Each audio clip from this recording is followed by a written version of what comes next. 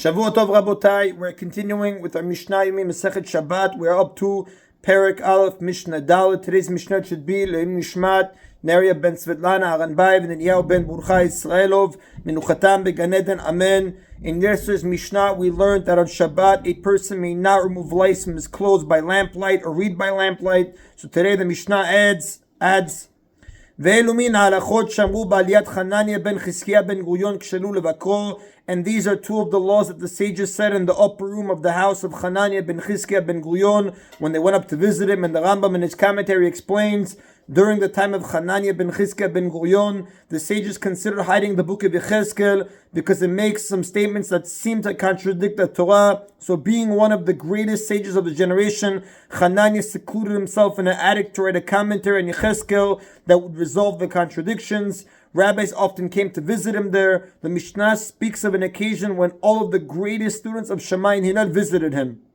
During that visit, some of the sages, members of Bet Shammai, wanted to pass 18 laws, but other sages, members of Bet Hillel, disagreed with those decrees. Nimnu verabu Bet Shammai Bet Hillel, they were all counted, and the members of Bet Shammai outnumbered the members of Bet Hillel. Ushmona asar dvarim gazru bo bayom. As a result, they issued decrees about 18 matters on that day, including the two mentioned in yesterday's Mishnah and the Rav.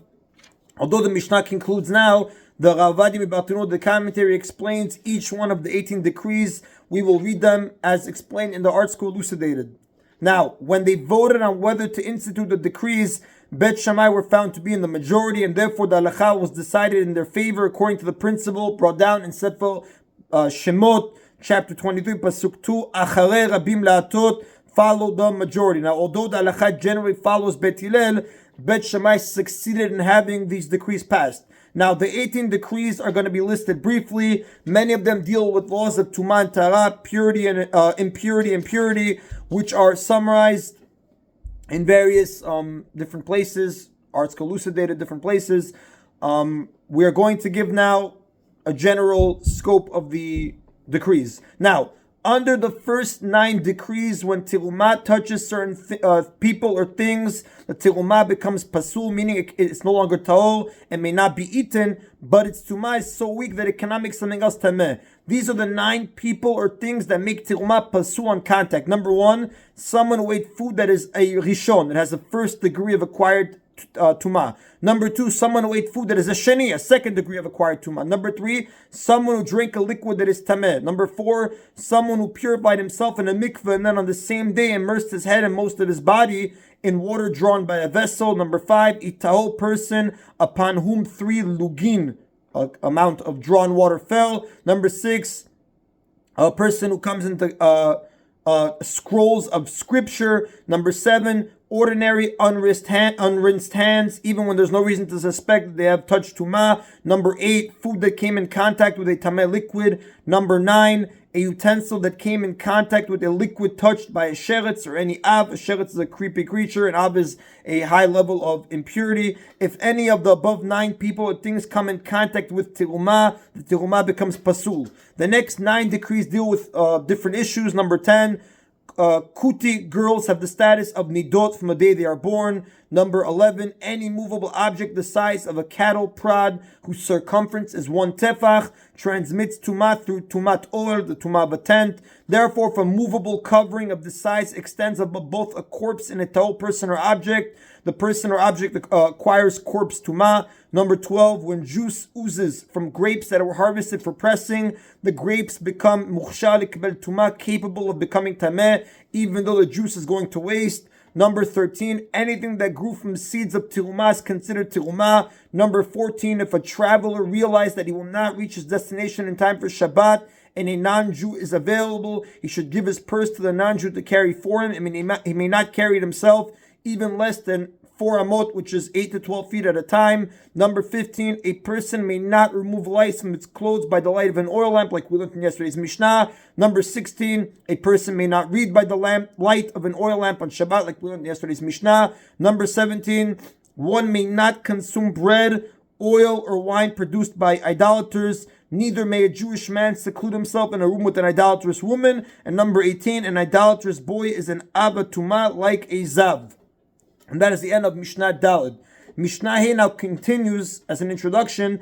Not only is a person forbidden to work on Shabbat himself, he is also forbidden to let his animals work, like the Torah says in Sefer Shemot, chapter 23, pasuk 12. So for example, if one's animal is in a private domain, a Reshut Yachid, and it has a load on its back, one may not open the gate and let the animal out into Reshut Rabim, a public domain, because then the animal would be doing the melacha of transferring. We will speak about this more in chapter 5. Bet Shammai take this a step further. They say the Torah forbids one even to make his vessels, which is an inanimate object, work on Shabbat. Meaning that a person is biblically forbidden to set up a vessel before Shabbat in such a way that it will do a melacha on Shabbat, which we call shvitat kelim, resting of vessels. Bet Hillel disagree. They say there's no prohibition of making one's vessels do melacha on Shabbat, which the Mefarshim explain according to Bet Hillel. The reason the Torah forbids one to let his animals work on Shabbat is that they feel the pain of working. Therefore, that prohibition applies only to animals which feel pain, not to inanimate objects. The next two Mishnah we will only do hate today cite a number of cases in which this dispute applies. Bet Shammai say, En shorin diyo. Before Shabbat, we may not soak the ingredients of ink, the sammanim, the charshinim, or dyes in a bowl of water, and we may not soak vetch in a bowl of water. And the Mefarshim explain, the Mishnah discusses doing this before Shabbat, which implies that it's certainly forbidden on Shabbat itself. Putting the ingredients of ink or dye into water on Shabbat is forbidden because it's a toradah of kneading, of lisha, and in kneading, where one combines flour and water to make dough, this person combines the ink or dye ingredients in water to form a single mass. So even if he only puts the ingredients into the water and does not actually mix them together, that is enough for him to be liable for kneading, as the Gemara says in Masechet Shabbat, page 18a. And like we said, kal shinim, he may not soak vetch in a bowl of water. Vetch, Mefarshim explain, is a type of bean that is soaked in water and used as animal feed. After vetch is soaked for a while, it dissolves and makes the water thick and cloudy, forming a single mass. This too is forbidden under the melacha of kneading. Unless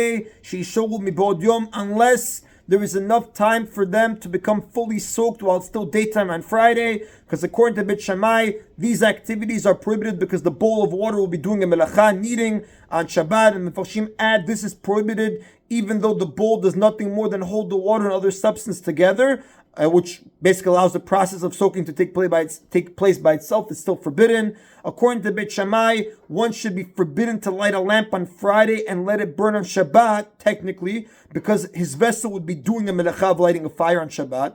But in their opinion, one is permitted to light a lamp for Shabbat only if it is made ownerless before Shabbat. Once the lamp leaves his ownership, he's no longer responsible for its melacha. It's an actually interesting thing that the Rav brings down, according to Bet Shammai. Bet Hillel matirin, but Bet Hillel permit a person to begin soaking these items before Shabbat, even if there's not enough time left for the soaking to be completed before Shabbat begins, because Bet Hillel hold that there's no prohibition of making one's vessels do melacha on Shabbat, and therefore, again, according to Bet Hillel, you don't have to make your lamp ownerless on Friday before Shabbat, because you're letting it burn, because it doesn't make a difference. The lamp it's an inanimate object, it's not your animal, and therefore you would be technically allowed to leave it there and let it do work on its own. And that is on Rabotai of today's Mishna Yomi. Everybody should have a Shavua Tov. Baruch Adonai Leolam. Amen v'amen.